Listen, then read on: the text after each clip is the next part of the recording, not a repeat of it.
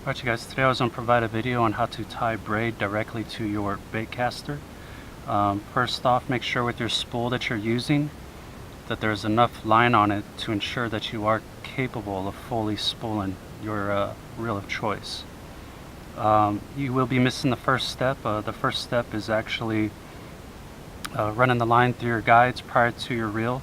Just for ease of making this video though, I have the reel actually removed from my rod. So once again, that first step would be to either run it through all the guides, or the way I prefer to do it, the first guide just above your reel. What I'll be using today is just some spare braid I have, some 65-pound Power Pro braid, whatever diameter or brand is your choice. And we'll go ahead with the second step.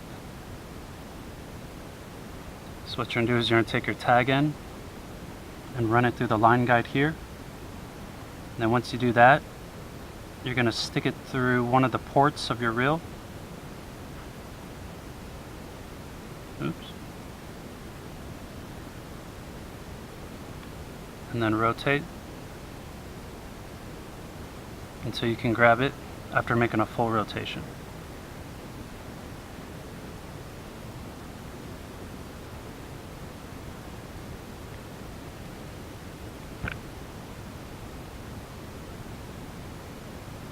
Now if your reel does not have a ported spool, you're going to want to run the line through the line guide over the top of your spool and pull it out or fish it out from the bottom.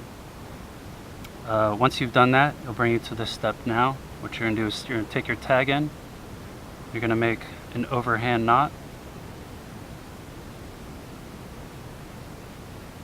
and cinch it down, make it tight.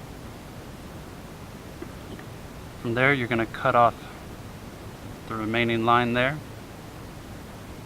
just above your knot.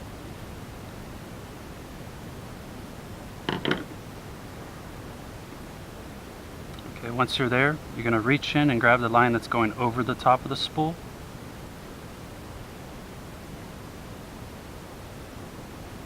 So here's your tag end coming up under, and here's the line that's going through your line guide and over the spool.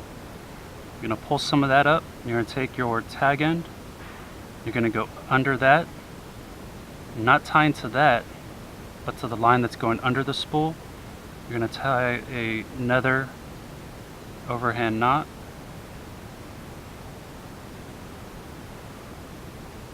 pull it down, not too tight, grab your knot, and out of the line spool you're going to work that, all that slack out, and work it down.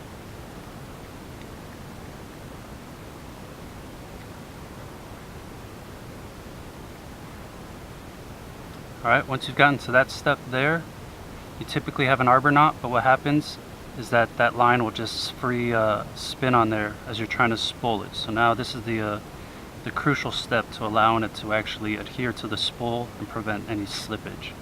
What you're going to do is take off your side plate,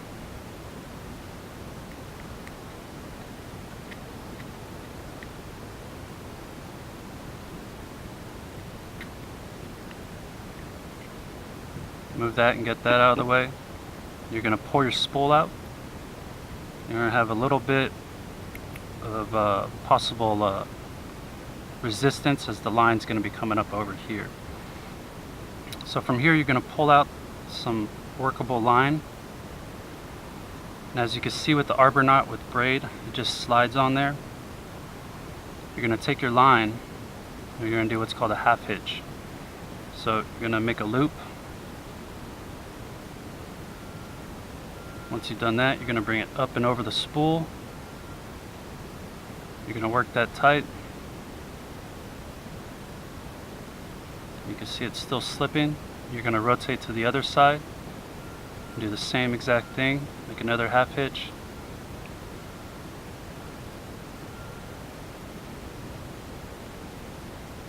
Working it down.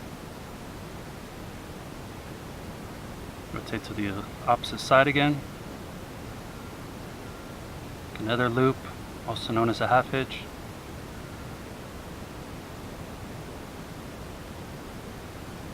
Working it down. And then one more time, make another loop.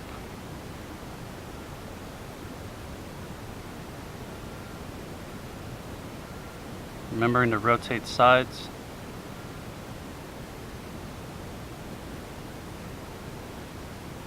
And working it down. Now all that is necessary is to have 2 on each side. You can see now as it doesn't slip. It has very minimal movement until you get it worked down, and then it doesn't slide anymore. Now you can reinsert your spool, side plate, and start spooling your reel and have a direct tie with strictly straight braid, if that's the choice you are interested in doing. Hopefully this helps. Thank you. Take care and tight lines.